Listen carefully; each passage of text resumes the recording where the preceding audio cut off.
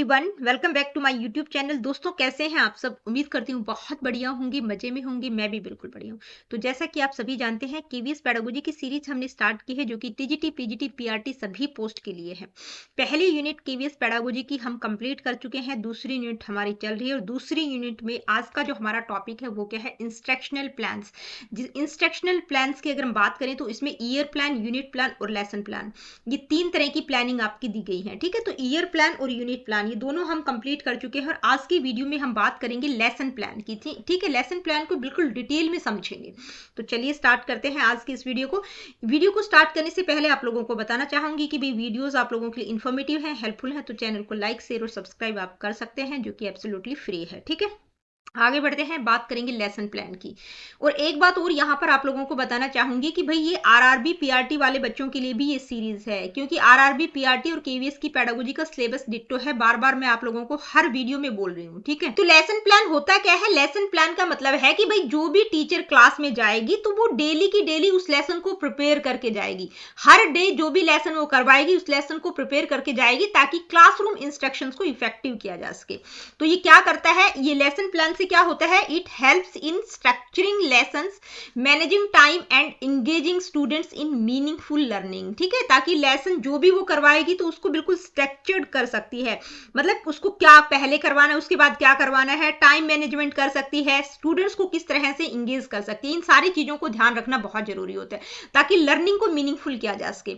अ lesson plan, तो lesson plan क्या होता है? अ lesson plan is a detailed outline, मतलब बहुत डिटेल में चीजों को तैयार किया जाता है, जो एक फ्रेमवर्क प्रोवाइड करता है कि भाई एक पर्टिकुलर क्लास में, एक सिंगल क्लास में टीचर जो भी कुछ करवाएगी उसका एक आउटलाइन तैयार करना, उसका एक ओवरव्यू तैयार करना। तो लेसन प्लान का पर्पज क्या है? Purpose of a lesson plan is to guide the teacher in organising and delivering the lesson effectively. भाई जो भी चीज वो तैयार करके जा रही है उस पर्टिकुलर लेसन को वो अच्छे से ऑर्गेनाइज करती है, ताकि लेसन को इफेक्टिवली वो डिलीवर कर सके कि भाई लर्निंग ऑब्जेक्टिव्स ये रहेंगे, टीचिंग स्ट्रेटेजीज में इनका यूज करूंगी, किस तरह से मेरे को बच्चों को असेस करना है उस पर्टिकुलर क्लास में, इन सारी चीजों का ध्यान रखा जाता है। अब बात करते हैं phases of teaching in lesson planning. भाई एक टीचर जब लेसन प्लानिंग करती है तो उसको 3 फेजेज से गुजरना पड़ता है। ये फेजेज मैं टीचिंग वाले वीडियो में भी करवा चुकी हूँ। जो सेकेंड यूनिट हमने स्टार्ट की थी तो उसमें पहला ही टॉपिक मैंने करवाया था कॉन्सेप्ट ऑफ टीचिंग। ठीक है, लर्निंग ऑलरेडी मैं करवा चुकी हूँ, तो कॉन्सेप्ट ऑफ टीचिंग को मैंने बहुत डिटेल में करवाया हुआ है, तो वहां पर भी जाके देख लीजिएगा, ये डिटेल में आप लोगों को मिल जाएंगी फेजेज ऑफ टीचिंग। यानी कि एक टीचर को कुछ एक फेजेस से गुजरना पड़ता है। कौन कौन सी 3 फेजेज होती हैं? प्री एक्टिव, इंटरेक्टिव और पोस्ट एक्टिव। ठीक है, तो प्री एक्टिव फेज क्या होती है? Planning and preparing for the lesson. एक टीचर जब क्लास में जाए उससे पहले की जो प्रिपरेशन होती है, यानी कि प्री एक्टिव, मतलब क्लास में बच्चों के साथ जब इंटरेक्ट करेगी उससे पहले जो जो वो तैयारी करके जाती है उसको हम प्री एक्टिव फेज कहते हैं। दूसरा है इंटरेक्टिव फेज, यानी कि टीचिंग एंड इंगेजिंग स्टूडेंट्स। भाई क्लास में जब टीचर चली जाती है तो वहां पर किस तरह से बच्चों को इंगेज करिए, बच्चों के साथ किस तरह से वो इंटरेक्ट करिए, वो इंटरेक्टिव फेज होती है, किस तरह से बच्चों को पढ़ा रही है। ठीक है, और उसके बाद होती है post active phase. Post active phase क्या होती है? Assessing and reinforcing learning. Teacher ने क्लास में पढ़ा लिया, उसके बाद मतलब पूरा का पूरा उसने जो प्रिपेयर करके ले गई थी वो जब उसको पढ़ा देती है तो उसके बाद वो बच्चों को असेस करती है कि जैसे कुछ क्वेश्चंस पूछ लिया बच्चों से, 3-4 क्वेश्चंस बच्चों से पूछ लिया, उनको असेस करती है कि जो कुछ मैंने पढ़ाया है क्या वो उनको समझ आया कि नहीं आया। तो जैसे अगर वो असेस करती है, बच्चे रिस्पॉन्स करते हैं तो वो उनको फीडबैक भी प्रोवाइड करती है, रीइंफोर्समेंट भी प्रोवाइड करती है कि जैसे यस वेरी गुड, आपने बहुत अच्छा जवाब दिया। ठीक है, तो बच्चों को असेस और रीइंफोर्समेंट और फीडबैक प्रोवाइड करती है। इसके बाद बात करेंगे की features of a lesson plan. भाई लेसन प्लान की की फीचर्स क्या क्या होंगे? टाइम स्पेसिफिक होती है, designed for a single lesson और अ पीरियड, मतलब एक पर्टिकुलर पीरियड के लिए तैयार करना होता है। ठीक है, तो टाइम स्पेसिफिक होती है। नेक्स्ट है स्टेप बाय स्टेप स्ट्रक्चर, यानी कि इसमें जो चीजें होती हैं वो लॉजिकल सीक्वेंस में होती है कि भाई सबसे पहले इंट्रोडक्शन किस तरह से देना है, बच्चों का पीके टेस्ट करने के बाद, यानी कि प्रीवियस नॉलेज का टेस्ट करने के बाद कहां से मेरे को अपने टॉपिक की शुरुआत करनी है, किस तरह से लेसन को डेवलप करना है और लास्ट में किस तरह से कंक्लूड करना है, सारी चीजें सीक्वेंस में होती हैं। स्टूडेंट सेंटर्ड अप्रोच, भाई लेसन प्लान जब टीचर करती है तो बहुत इंपॉर्टेंट है कि स्टूडेंट सेंटर में होना चाहिए, बच्चे को ध्यान में रखकर सारी प्रिपरेशन करनी है। ठीक है, कि किस तरह से बच्चों को इंगेज करना है लर्निंग में। नेक्स्ट है असेसमेंट इंटीग्रेशन। भाई असेसमेंट को भी इंटीग्रेट किया जाता है साथ साथ। जैसे टीचर ने पढ़ा लिया, पढ़ाने के तुरंत बाद एक क्विक असेसमेंट करती है बच्चों का टीचर, कि या तो कुछ क्वेश्चंस बच्चों को दे देती है, क्विज दे देती है, या कोई वर्कशीट दे देती है। वो चेक करती है कि जो कुछ मैंने पढ़ाया क्या वो बच्चों ने पढ़ा या नहीं, उनको समझ आया कि नहीं। ठीक है, नेक्स्ट है अडेप्टिबिलिटी। अडेप्टिबिलिटी का मतलब लचीलापन, अनुकूलन, allow modification based on student understanding and classroom dynamics. ठीक है, कि जब टीचर क्लास में जाती है, बच्चों के साथ इंटरेक्ट करती है, तो जरूरी नहीं है कि जिस तरह से उसने प्लानिंग की थी सारी चीजें उसी सीक्वेंस में चले, क्योंकि हर बच्चा डिफरेंट होता है। तो मॉडिफिकेशन वो कर सकती है कि बच्चों की अंडरस्टैंडिंग और क्लासरूम डायनेमिक्स के आधार पर, कि क्लास में किस तरह की सिचुएशन है, उसके आधार पर वो अपने लेसन में कुछ चेंजेस कर सकती है। तो ये कुछ की फीचर्स थे लेसन प्लान के। अब हम बात करेंगे need and importance of lesson plan. क्या आवश्यकता है लेसन प्लानिंग की, या इंपोर्टेंस क्या है। ठीक है, तो क्या किस तरह से लेसन प्लान टीचर्स की हेल्प करती है। क्लियरली डिफाइनिंग लर्निंग गोल्स, यानी कि लर्निंग गोल्स को क्लियरली डिफाइन किया जा सकता है। जब वो लेसन प्लान करती है तो उसके दिमाग में होता है कि क्या कुछ मतलब जो ऑब्जेक्टिव्स रहेंगे वो क्या रहेंगे। Making lesson child centred and engaging. Lesson planning के टाइम ध्यान में रखती है एक टीचर की जो लेसन बनाया जा रहा है वो मतलब चाइल्ड को सेंटर में रखकर बनाया जाता है, ताकि जो टीचिंग प्रोसेस है वो इंगेजिंग रहे, बच्चा उसमें इंगेज होकर चीजों को सीखे। Motivating students for better learning के लिए मोटिवेट कर सकती है बीच बीच में। ठीक है, organising subject matter effectively. Subject matter जो भी है उसको ऑर्गेनाइज प्रॉपर तरीके से कर सकती है। Helping teachers gain confidence and control. भाई टीचर्स को कॉन्फिडेंस और कंट्रोल भी रहता है।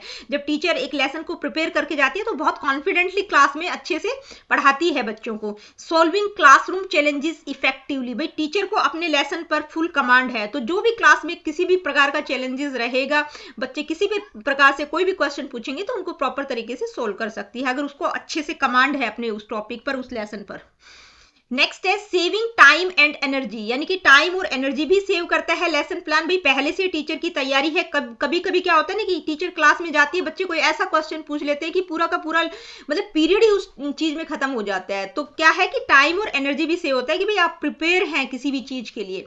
नेक्स्ट है इवेल्युएटिंग स्टूडेंट्स लर्निंग प्रोग्रेस, और स्टूडेंट्स की लर्निंग प्रोसेस को भी साथ साथ इवेल्युएट किया जा सकता है। तो ये नीड और इंपॉर्टेंस हमने डिस्कस किया। अब हम बात करेंगे कंपोनेंट्स क्या होंगे लेसन प्लान के। क्या क्या कंपोनेंट्स हैं। सबसे पहले जब भी आप लेसन प्लान, हर एक बच्चे ने बीएड में डीएलएड जो भी किया होगा, उन्होंने जो भी प्रोफेशनल डिग्री डिप्लोमा किया है, वहां पर आपने ये लेसन प्लान बनाया होगा, क्योंकि बहुत मस्ट है टीचिंग के लिए। ठीक है, तो सबसे पहले जब भी आपने बीएड किया होगा तो लेसन प्लानिंग में सबसे पहले जर्नल इंफॉर्मेशन होती है। ठीक है, क्या होता है भाई, सब्जेक्ट कौन सा है, ग्रेड कौन सा है, डेट, लेसन ड्यूरेशन, वो सारी ऊपर हम लिखते थे ना, नाम मतलब जो भी सब्जेक्ट ये है, ग्रेड क्लास कौन सी है, डेट ये है, लेसन का टाइम पीरियड 35 मिनट का रहेगा, ये सारी जनरल इंफॉर्मेशन। ठीक है, उसके बाद क्या करते थे, लर्निंग ऑब्जेक्टिव्स, जिसमें आप जनरल ऑब्जेक्टिव्स उस क्लास के क्या रहेंगे, उस लेसन के क्या रहेंगे, और स्पेसिफिक ऑब्जेक्टिव क्या रहेंगे, वो सारी चीजें आ जाएंगी। उसके बाद मटेरियल नीडेड, भाई जो भी मटेरियल आप यूज करते थे, टेक्स्ट बुक, वर्कशीट, मल्टीपीडिया रिसोर्सेज, तो वो सारी चीजें उसमें आ जाएंगी। इसके बाद है लेसन स्टेजेस। भाई आपने जर्नल इंफॉर्मेशन लिख ली, लर्निंग के objective, journal objective, specific objective, material क्या क्या रहेगा, टीचिंग मेथोडोलॉजी क्या रहेगी। उसके बाद आप बच्चों का पीके टेस्ट यानी कि प्रीवियस नॉलेज टेस्ट करने के बाद आता है लेसन की स्टेजेस, कहां से आप शुरुआत करेंगे अपने टॉपिक की। ठीक है, कि भाई आज हम इंट्रोड्यूस करते हैं ना कि आज जब बच्चों का पीके टेस्ट किया, आपने प्रीवियस नॉलेज टेस्ट किया कि क्या बच्चे इस चीज को मैं जो पढ़ा रही हूं उससे पहले उनको उस टॉपिक के बारे में कितनी नॉलेज है। ठीक है, उसके बाद आप अपने लेसन को इंट्रोड्यूस करते हैं कि आज की वीडियो बोल रही हूं, आज के लेसन में हम इस टॉपिक को डिस्कस करेंगे। ठीक है, तो इंट्रोडक्शन आ गया, जिसमें activating prior knowledge asking questions, यानी कि पीके टेस्ट करके फिर अपने लेसन को आप इंट्रोड्यूस करेंगी। उसके बाद है डेवलपमेंट, ये स्टेजेस है लेसन की। ठीक है, यानी कि आप एक्सप्लोर एक्सप्लेन करेंगी, भी अपना जो भी कंटेंट है उसको प्रेजेंट करेंगी। किस तरह से प्रेजेंट करेंगी ये डिपेंड करता है आप पर, कि जिस भी टाइप का लेसन है, मैथ का टॉपिक है या हिंदी का है, तो किस तरह से आपको प्रेजेंट करना है। उसके बाद है प्रैक्टिस या एलोब्रेट, यानी कि अपने जो टॉपिक है आपका उसको एलोब्रेट करेंगे। ठीक है, कुछ प्रैक्टिस करवाएंगे बच्चों को।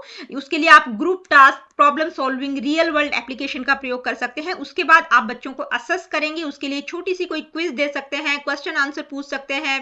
ठीक है, रिस्पॉन्स, फीडबैक, ये सारी चीजें किसमें आ जाएंगी, असेसमेंट में आ जाएंगी, कि भाई बच्चा अच्छा कर रहा है तो उनको फीडबैक भी प्रोवाइड करेंगे। ठीक है, उसके बाद लास्ट कंपोनेंट क्या है, कंक्लूजन। भाई जो भी कुछ आपने करवाया है उसको कंक्लूड करेंगे, और लास्ट में अगर जरूरत पड़ी तो बच्चों को कुछ 4-5 क्वेश्चन एज अ होमवर्क भी दे सकते हैं। तो ये क्या है, कंपोनेंट है लेसन प्लान की, घटक है कि भाई सबसे पहले जर्नल इंफॉर्मेशन, फिर लर्निंग के ऑब्जेक्टिव्स, मटेरियल क्या क्या यूज किया है, टीचिंग मेथोडोलॉजी क्या रहेगी, लेसन को किस तरह से डेवलप करेंगे, यानी कि लेसन की स्टेजेस, जिसमें 4-5 स्टेजेस है ये कौन कौन सी, इंट्रोडक्शन, डेवलपमेंट, एलोबरेट और असेसमेंट। ठीक है, ये डिपेंड करेगा लेसन सब्जेक्ट टू सब्जेक्ट की, किसी में एक दो एक्स्ट्रा भी हो सकती है स्टेजेस, जैसे मैथ या साइंस है तो उसमें एक दो एक्स्ट्रा हो सकती है, उसमें एप्लीकेशन वाला एरिया भी आ जाएगा, और लास्ट में कंक्लूड करेंगे। अब यहाँ पर एक छोटा सा एग्जांपल मैंने इंक्लूड किया है कि भाई जो लेसन की स्टेजेस हमने डिस्कस की वो किस तरह से होती हैं, कि इंट्रोडक्शन में क्या होगा, डेवलपमेंट, प्रैक्टिस, एप्लीकेशन, असेसमेंट और कंक्लूजन। ठीक है, किस तरह से करेंगे।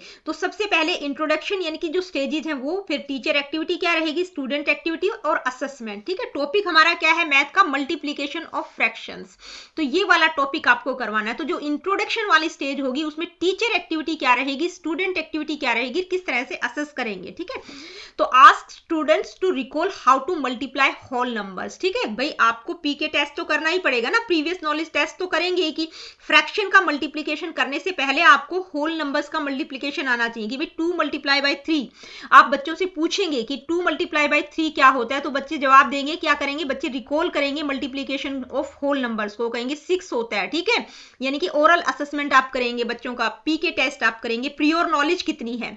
उसके बाद डेवलपमेंट, इसमें क्या करेंगे, जब आप देख लेंगे कि हाँ बच्चों को होल नंबर्स का मल्टीप्लिकेशन आता है, उसके बाद आप इंट्रोड्यूस करेंगे कि आज हम फ्रैक्शंस का मल्टीप्लिकेशन करना सीखेंगे, जैसे 2/3 मल्टीप्लाई बाय 4/3 या 4/5 लिख सकते हैं, कुछ भी लिख सकते हैं, फ्रैक्शंस की बात की गई है। ठीक है, तो कॉन्सेप्ट को इंट्रोड्यूस करेंगे और बच्चे क्या करेंगे, स्टूडेंट एक्टिविटी में क्या जाएगा, बच्चे बड़े ध्यान से क्यूरियस होकर सुनेंगे कि आज हम नया टॉपिक डिस्कस कर रहे हैं। ठीक है, आप बच्चों को ऑब्जर्व करेंगे असेसमेंट में। ठीक है, प्रैक्टिस की अगर हम बात करें तो इसमें क्या होगा, demonstrate how to multiply 2 fractions with examples के साथ आप बच्चों को करके दिखाएंगे। ठीक है, बच्चे क्या करेंगे, टीचर जो भी कर रही है उसको फॉलो करेंगे, कुछ प्रॉब्लम्स को प्रैक्टिस करेंगे। ठीक है, अब असेसमेंट में क्या आ जाएगा, evaluate students response during practice, आप देखेंगे, चेक करेंगे क्लास में घूम के कि भाई बच्चे कर रहे हैं कि नहीं कर रहे। ठीक है, एप्लीकेशन में क्या होगा, give students a set of fraction multiplication problems, बच्चों को कुछ 4-5 प्रॉब्लम्स दे देंगे कि आप इनको करके दिखाओ, बच्चे क्या करेंगे, सॉल्व करेंगे,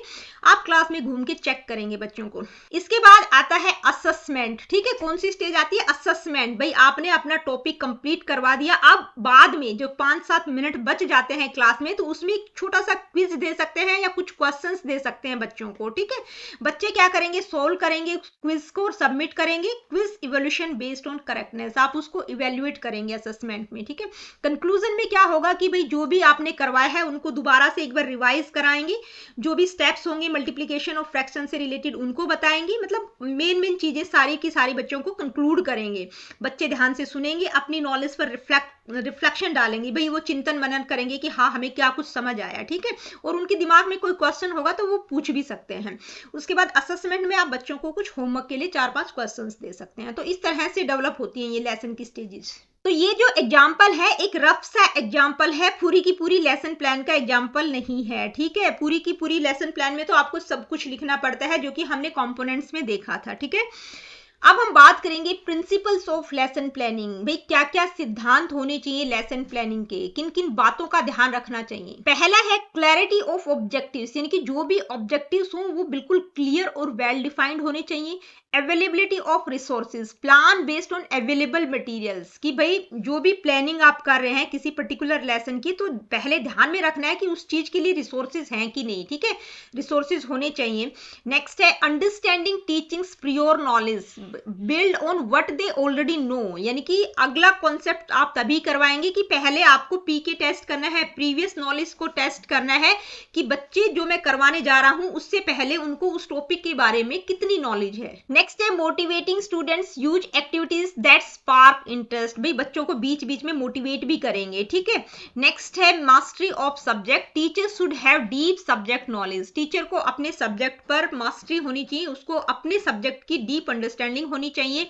मेंटेनिंग स्टूडेंट इंटरेस्ट, भाई स्टूडेंट्स क्लास को इंगेजिंग बनाना है, इंटरेक्टिव बनाना है, तो स्टूडेंट्स के इंटरेस्ट को मेंटेन करके रखना है। ऐसा नहीं कि आप क्लास में गए, आपने बुक उठाई, पढ़ाना शुरू कर दिया, बच्चों को समझ आया या नहीं आया कोई मतलब नहीं है, ठीक है। तो स्टूडेंट का इंटरेस्ट बहुत वैल्यू रखता है। इसके बाद है एप्रोप्रिएट टीचिंग टेक्निक्स, भाई जो भी मेथड्स, जो भी मेथोडोलॉजी आप यूज करेंगे वो बिल्कुल एप्रोप्रिएट होनी चाहिए, स्टूडेंट्स की नीड के अकॉर्डिंग होनी चाहिए। Active student participation, lesson should increase involvement, मतलब आप इस तरह से करवाएं कि स्टूडेंट्स का ज्यादा से ज्यादा पार्टिसिपेशन हो, उनका इन्वॉल्वमेंट बहुत ज्यादा होना चाहिए। फ्लेक्सिबिलिटी यानी कि adapt lessons based on student responses, कभी कभी क्या होता है कि टीचर ने प्लानिंग की है लेकिन जो भी प्लानिंग करके गई है उसके अकॉर्डिंग सारी चीजें नहीं होती, तो अडेप्टेबिलिटी होनी चाहिए, फ्लेक्सिबिलिटी होनी चाहिए कि लेसन में कुछ चेंजेस किए जा सके according to student responses. Next है effective evolution, assess learning outcomes, learning के आउटकम्स क्या रहेंगे उनको असेस करना बहुत जरूरी है कि भाई बच्चों को जो कुछ मैंने समझाया क्या वो उनको समझ आया कि नहीं आया, ठीक है। नेक्स्ट है प्रोवाइडिंग फीडबैक, यानी कि टाइम टू टाइम बच्चों को फीडबैक प्रोवाइड करना बहुत जरूरी है ताकि उनके जो भी इंप्रूवमेंट के एरियाज हैं वो इंप्रूव कर सके, ठीक है। नेक्स्ट है क्लासरूम डिसिप्लिन को मेंटेन रखना बहुत जरूरी है ताकि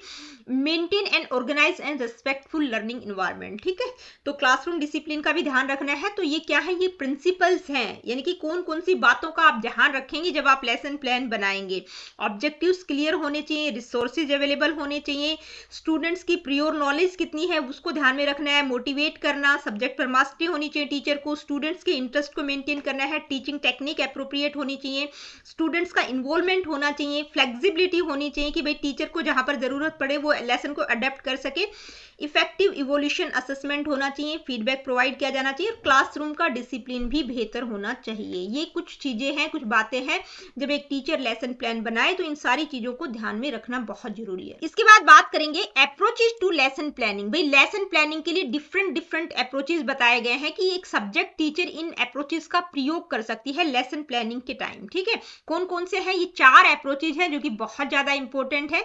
हर्बेशियन approach, Bloom's taxonomy, RCEM approach और ग्लोवेरियन अप्रोच। अब यहाँ पर जो ब्लूम्स टैक्सोनॉमी है ना वो बहुत ज्यादा इंपॉर्टेंट है, एक फुल वीडियो, बहुत डिटेल वीडियो मैंने बनाया हुआ है, तो ब्लूम्स टैक्सोनॉमी को तो आप बिल्कुल डिटेल में समझ लेना क्योंकि यहाँ से क्वेश्चन बनता ही बनता है अप्रोचेज। तो ये जो 4 अप्रोचेज हैं इनको हम एक बार 1 बाय 1 देख लेते हैं क्योंकि यहाँ से क्वेश्चन बनता ही बनता है, ठीक है। तो हर्बेशियन अप्रोच किसके द्वारा दिया गया है, जॉन हर्बर्ट के द्वारा दिया गया है, मतलब नाम से ही है, आप ये ध्यान रखना, हर्बेशियन का मतलब हर्बर्ट के द्वारा दिया गया है। अब ये जो अप्रोच है ये किस पर फोकस करता है, structured and step by step learning पर फोकस करता है। ये पता होना चाहिए कि इस अप्रोच के कौन कौन से स्टेप्स हैं, किस सब्जेक्ट के लिए बेहतर है, किस तरह की लर्निंग पर फोकस करता है, ठीक है। तो this approach is a structured method focusing on logical and sequential learning, यानी कि लॉजिकल और सीक्वेंशियल लर्निंग पर फोकस करता है, ठीक है। यानी कि ये किस पर इंपसाइज करता है, building new knowledge on students prior understanding. भाई ये एक ऐसा मेथड है जिसमें ध्यान रखा जाता है कि भाई बच्चों को प्रीवियस नॉलेज कितनी है उसके आधार पर नई नॉलेज को बिल्डअप करना, उस चीज पर इंफसाइज करता है। अब इसके 5 स्टेप बताए गए हैं, कौन कौन से हैं, 5 स्टेप। पहला स्टेप है प्रिपरेशन, यानी कि connecting new concept with students previous knowledge. भाई बच्चे को प्रीवियस नॉलेज कितनी है उस नए कॉन्सेप्ट को करवाने से पहले ये चेक करेंगे कि बच्चा उस चीज के बारे में पहले कितना जानता है, उसके आधार पर न्यू नॉलेज को बिल्ड करेंगे, ठीक है। आप प्रिपेयर करेंगे कि किस तरह से कनेक्ट करना है चीजों को। उसके बाद प्रेजेंट करेंगे, यानी कि अपने कंटेंट को इंट्रोड्यूस करेंगे, भाई कौन से मेथड का प्रयोग करेंगे, स्टोरी टेलिंग, विजुअल्स या डिस्कशन, जैसे भी आप प्रेजेंट करेंगे। उसके बाद एसोसिएट करेंगे, यानी कि रिलेट करेंगे न्यू नॉलेज को रियल लाइफ एग्जांपल्स के साथ। उसके बाद जनरलाइजेशन, यानी कि helping students form broader concept based on learning, यानी कि वो ब्रॉडर कॉन्सेप्ट्स को फॉर्म कर सकें। उसके बाद एप्लीकेशन, एप्लीकेशन का मतलब स्टूडेंट्स को इंकरेज करेंगे कि आपने जो भी नॉलेज ली है उसको न्यू सिचुएशंस में अप्लाई कर सकें।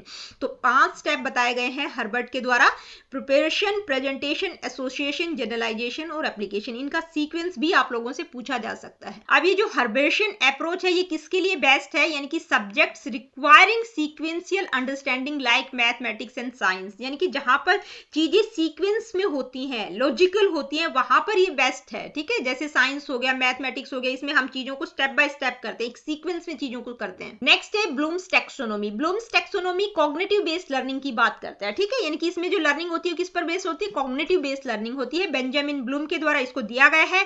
जो वीडियो मैंने बनाया है उसको जब तक आप देखेंगे नहीं तो ये समझ नहीं आएंगे, क्योंकि यहाँ पर जो स्टेप्स इंक्लूड किए गए हैं ये रिवाइज वाली ब्लूम्स टैक्सोनॉमी के हैं। यानी कि कॉग्निटिव कॉग्निटिव डोमेन के जो ओरिजिनल स्टेप्स थे वो दूसरे हैं, थोड़ा सा डिफरेंस है, और ये रिवाइज वाले स्टेप्स हैं। यहाँ पर मैं आप लोगों को बता दूं तो ब्लूम्स टैक्सोनॉमी क्या कहती है, categorise learning into 6 hierarchical levels ensuring deeper understandings. भाई वो बताती है कि लर्निंग के लेवल्स कैसे हैं, कि बच्चा कैसे आगे बढ़ता है। पहले बच्चा चीजों को रिकॉल करता है, ठीक है, फिर वो समझता है, उसकी अंडरस्टैंडिंग होती है, फिर वो अप्लाई करता है, एनालाइज करता है, इवैल्यूएट करता है, क्रिएट करता है। तो इस तरह से उन्होंने 6 हायरार्किकल लेवल्स बताए हैं कि बच्चा किस तरह से चीजों को सीखता है। तो ये जो लेवल्स हैं, ये कौन सी जो रिवाइज ब्लूम्स टैक्सोनॉमी थी, आई थिंक 2001 में रिवाइज हुई थी, I don't know the exact date, आप देख लीजिएगा, मैंने करवाया हुआ है। तो उसके स्टेप्स हैं ये, ठीक है। ओरिजिनल कॉग्निटिव डोमेन के स्टेप्स डिफरेंट है, यहाँ पर मैं बार बार आप लोगों को फोकस करके बता रही हूँ, ठीक है। तो पहला स्टेप है रिमेम्बरिंग, यानी कि बच्चा पहले चीजों को रिकॉल करता है, जो भी कॉन्सेप्ट फैक्ट्स है उनको वो रिकॉल करता है। डेफिनेशन हो गया, फॉर्मूला हो गया, आपने बच्चे को रटवा दिया, बच्चे ने वैसे एक वैसे रट लिया। आपने बच्चे को 2 का टेबल रटवा दिया, उसने रट लिया, उसको अंडरस्टैंडिंग नहीं है उस टॉपिक की, सिर्फ उसने रट लिया, ठीक है। जैसे केजी यूकेजी के बच्चों को 2 का टेबल रटवा दिया जाता है, तो वो क्या है, सिर्फ रिमेम्बरिंग वाला पोर्शन है, कि सबसे पहले बच्चा रिमेंबर करता है। उसके बाद जो नेक्स्ट स्टेप आता है वो क्या है, understanding, explain ideas in their own words. उसके बाद बच्चे को थोड़ी थोड़ी समझ आती है, ठीक है, वो चीजों को समझने की कोशिश करता है कि ये 2 का टेबल कैसे बना है। उसके बाद अप्लाइंग, यानी कि use concepts in real life situation. जैसे बच्चे को 2 का टेबल का समझ आ गया कि वो कैसे बनी है, तो वो एडिशन में, मल्टीप्लिकेशन जब वो करता है, तो सिचुएशंस में, जो न्यू सिचुएशंस होती है वहां पर उस चीज को अप्लाई करता है, ठीक है। नेक्स्ट है analysing, break down information into parts and examine relationships, यानी कि एनालाइज करता है चीजों को, इंफॉर्मेशन को ब्रेक डाउन करके समझने की कोशिश करता है, टुकड़ों में तोड़ के समझने की कोशिश करता है। उसके बाद वो इवेल्यूएट करता है, make judgement based on criteria, ठीक है, इवेल्यूएट करता है। उसके बाद क्रिएट करता है, जर्नेट न्यू आइडियाज, डिजाइन और सॉल्यूशन, नई चीजों को क्रिएट करता है, कि ठीक है वो मल्टीप्लिकेशन कर रहा है या आगे कहीं पर भी न्यू सिचुएशंस में उन चीजों को अप्लाई कर रहा है, उनसे कुछ नया क्रिएट कर रहा है। तो ये किसके लिए बेस्ट माना गया है, increasing higher order thinking skills across subjects, यानी कि सभी सब्जेक्ट्स के लिए इसको बेस्ट माना गया है कि भाई बच्चे में higher order skills, higher order thinking skills का डेवलपमेंट किस तरह से होता है, बच्चा चीजों को कैसे सीखता है, पहले वो रिकॉल करता है, फिर समझता है, फिर अप्लाई करता है, एनालाइज करता है, इवेल्यूएट करता है, फिर कुछ नया क्रिएट करने की कोशिश करता है। इसके बाद नेक्स्ट है RCEM अप्रोच। तो RCEM की फुल फॉर्म क्या है, regional college of education Mysore के द्वारा इसको डेवलप किया गया है, ठीक है। ये अप्रोच डेवलप किया गया है, किस पर बेस्ड है, कॉम्पिटेंसी बेस्ड लर्निंग पर फोकस करता है, कि भाई बच्चों को स्किल्स में मास्टरी होनी चाहिए रादर देन मेमोराइजिंग कंटेंट, ठीक है। कंटेंट को मेमोराइज नहीं करवाना है, बल्कि वो चीजों को करके सीखें, मतलब अंडरस्टैंडिंग उनको होनी चाहिए, स्किल्स पर उनको मास्टरी होनी चाहिए, इस चीज पर ये फोकस करता है। तो RCEM अप्रोच के की फीचर्स क्या क्या है, focuses on specific learning outcomes rather than content coverage, भाई कितना कंटेंट कवर किया उस चीज पर फोकस नहीं करता, बच्चे ने कितना सीखा है, लर्निंग आउटकम्स क्या है उस चीज पर फोकस करता है, ठीक है। Uses formative assessment to track students progress, summative assessment की बात नहीं करता, फॉर्मेटिव असेसमेंट पर फोकस करता है कि भाई फॉर्मेटिव असेसमेंट को यूज किया जाना चाहिए ताकि स्टूडेंट्स की प्रोग्रेस को ट्रैक किया जा सके, साथ साथ बच्चे कितना सीख रहे हैं। नेक्स्ट है increases self based learning based on student ability, भाई हर बच्चा एक दूसरे से डिफरेंट होता है, तो इंडिविजुअल नीड्स डिफरेंट होती हैं, तो ये किस पर फोकस करता है, सेल्फ बेस्ड लर्निंग, भाई बच्चा अपनी गति के अनुसार सीखे। नेक्स्ट है यूटिलाइजेस मल्टीपल टीचिंग मेथड्स, जैसे डिस्कशन, ग्रुप एक्टिविटीज, प्रोजेक्ट, तो बहुत तरह के मेथड्स को यूटिलाइज करने पर फोकस करता है। तो इसके की फीचर्स क्या क्या है, स्पेसिफिक लर्निंग आउटकम पर फोकस करता है, formative assessment, self based learning और मल्टीपल टीचिंग मेथड्स पर फोकस करता है। अब ये जो RCEM अप्रोच है, ये किस तरह के सब्जेक्ट्स के लिए बेस्ट है, यानी कि जहां पर स्किल मास्टरी की जरूरत होती है, जहां पर जैसे वोकेशनल ट्रेनिंग हो गया, वहां पर आपको जरूरी है कि आपको चीजों को करना आना चाहिए, ठीक है, स्किल्स में मास्टरी होनी चाहिए, तो वोकेशनल ट्रेनिंग हो गया, लैंग्वेज लर्निंग हो गया, हैंड ऑन साइंस एक्सपेरिमेंट्स हो गया, तो इस तरह के सब्जेक्ट्स के लिए ये अप्रोच बहुत ज्यादा बेस्ट है। इसके बाद नेक्स्ट अप्रोच है ग्लोवेरियन अप्रोच, ये किस पर बेस्ड है, एक्टिविटी बेस्ड लर्निंग की बात की गई है, एक तरह से एक्सपीरियंशियल लर्निंग की बात की गई है, बच्चे करके सीखे उस चीज पर फोकस करता है, ठीक है। किसके द्वारा डेवलप किया गया है, JW ग्लोवेर, यानी कि इनके नाम से ही ये दिया गया है। किस पर इंफेसाइज करता है, learning through activities rather than passive listening, भाई बच्चे सिर्फ सुनकर ना सीखे, बच्चे हैंड ऑन एक्टिविटीज की बात की गई, लर्निंग बाय डूइंग की बात की गई, ठीक है, एक्टिविटी बेस्ड लर्निंग की बात की गई। तो ग्लोवेरियन अप्रोच के स्टेप्स क्या क्या है? सेट द स्टेज, यानी कि बच्चों के लिए एक मंच तैयार करेंगे कि भाई रियल लाइफ सिचुएशंस को क्रिएट करेंगे कि बच्चे वहां पर इंगेज हो सके। उसके बाद एक्सप्लोर एंड एक्सपेरिमेंट, की बच्चों को हैंड ऑन एक्टिविटीज कंडक्ट करेंगे कि बच्चे कुछ करके सीखें। उसके बाद जो भी करवाया है उसके बारे में डिस्कस करेंगे, रिफ्लेक्ट करेंगे, यानी कि encourage students to share observations and insights. भाई बच्चों ने करके जो भी सीखा है वो अपने ऑब्जर्वेशन, अपनी इनसाइट्स को शेयर करें, ठीक है, उनके साथ डिस्कस करेंगे। उसके बाद कॉन्सेप्ट फॉर्मेशन, बच्चों को क्या करेंगे? गाइड करेंगे टू डिराइव की प्रिंसिपल्स और रूल्स, की जो कुछ सीखा है उसके आधार पर वो कुछ की कॉन्सेप्ट्स को डिराइव कर सके। उसके बाद application, allow students to apply the learned concepts in different situation, जो कुछ सीखा है उनको न्यू सिचुएशंस में, डिफरेंट सिचुएशंस में वो अप्लाई कर सके उस नॉलेज को। तो ग्लोवेरियन अप्रोच के ये 5 स्टेप है: set the stage, explore and experiment, discussion and reflection, concept formation, application. अब ये किस तरह के सब्जेक्ट्स के लिए बेस्ट माना गया है? यानी कि जहां पर हैंड ऑन एक्टिविटीज से रिलेटेड बातें हम करते हैं, जैसे practical subjects like science, social studies and life skill, इस तरह के सब्जेक्ट्स के लिए ये बेस्ट माना गया है। तो ये चारों तरह के अप्रोचेज की हमने बात की, हर्बेशियन, ब्लूम्स टैक्सोनॉमी, RCEM और ग्लोवेरियन, ठीक है। तो हर्बेशियन अप्रोच का फोकस एरिया क्या है? कि भाई ये स्ट्रक्चर्ड और स्टेप बाय स्टेप लर्निंग पर फोकस करता है। मैथ, साइंस जैसे सब्जेक्ट्स के लिए बेस्ट है जहां पर चीजें लॉजिकली और सीक्वेंस में होती हैं। Bloom's taxonomy cognitive skill development की बात की गई है, ठीक है। ऑल सब्जेक्ट्स, हर तरह के सब्जेक्ट्स के लिए बेस्ट मानी गई है। RCEM approach competency based learning पर फोकस करता है, स्किल बेस्ड सब्जेक्ट्स की बात की गई है, जैसे वोकेशनल ट्रेनिंग हो गया, लाइफ स्किल्स वगैरह से रिलेटेड चीजें, ठीक है। नेक्स्ट है ग्लोवेरियन अप्रोच, ये activity based, hand on activities, learning by doing की बात की गई है। साइंस, सोशल साइंस या जो जहां पर आप करके चीजें सीखते हैं, साइंस में जो प्रैक्टिकल वाला पोर्शन हो गया उसके लिए, इस तरह के सब्जेक्ट्स के लिए बेस्ट माना गया है। तो यहाँ पर मैंने आप लोगों को बता भी दिया है कि भाई ये अलग अलग अप्रोचेज है, किस चीज पर फोकस किया गया है, किस तरह के सब्जेक्ट, कौन से सब्जेक्ट्स के लिए बेस्ट है। तो हर अप्रोच की अपनी स्ट्रेंथ है, ठीक है।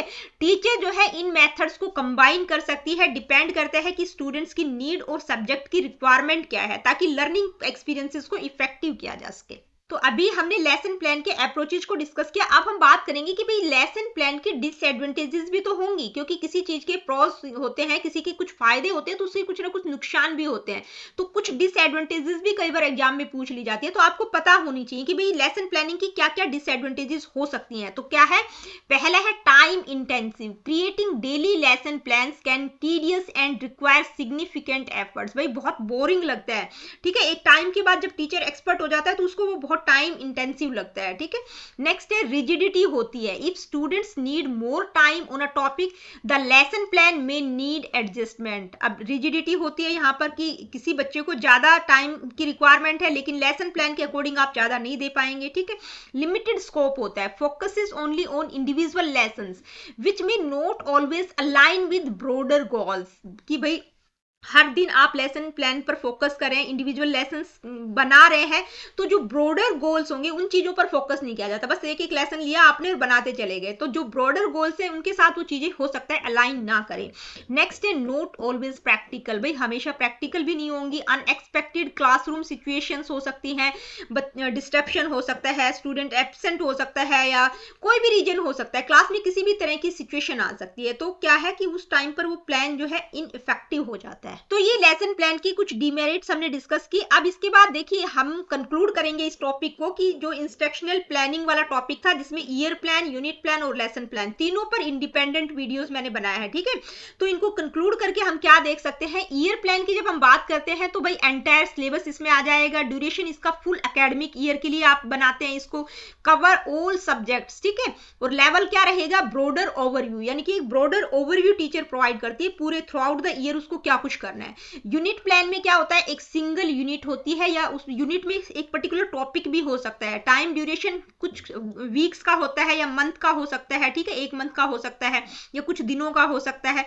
फोकस किस पर रहता है, थीम पर फोकस किया जाता है, ठीक है। और जो लेवल होता है वो क्या रहता है, मीडियम रहता है। लेसन प्लान की अगर हम बात करें तो इसका स्कोप क्या है, इसमें एक पीरियड में एक ही लेसन को करवाया जाता है। टाइम ड्यूरेशन 30 to 45 मिनट्स होता है। ऑब्जेक्ट फोकस किस पर किया जाता है, स्पेसिफिक लर्निंग ऑब्जेक्टिव्स क्या रहेंगे उस पर फोकस रहता है। और लेवल क्या रहता है, हाईली डिटेल्ड इसमें चीजों को किया जाता है।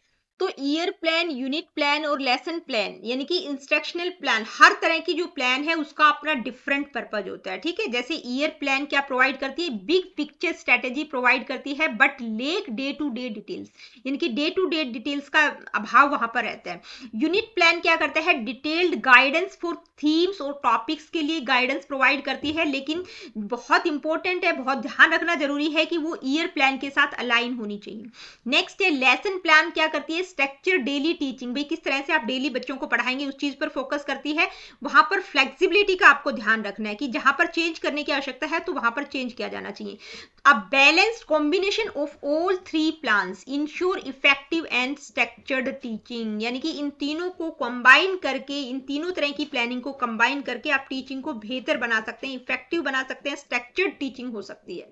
तो दोस्तों आज की वीडियो में इतना ही, यानी कि इंस्ट्रक्शनल प्लान वाला टॉपिक था जिसमें ईयर प्लान, यूनिट प्लान और लेसन प्लान तीनों को ही डिटेल में मैंने आप लोगों को करवा दिया है। आई होप कि मतलब इतना डिटेल में करवाया है कि कहीं यूट्यूब पर आपको मिलेगा भी नहीं इतना डिटेल में, ठीक है।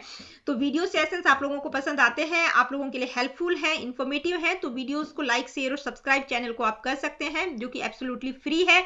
फ्री ऑफ कॉस्ट मैं आप लोगों के लिए क्वालिटेटिव मटेरियल प्रोवाइड करने की कोशिश करती हूँ।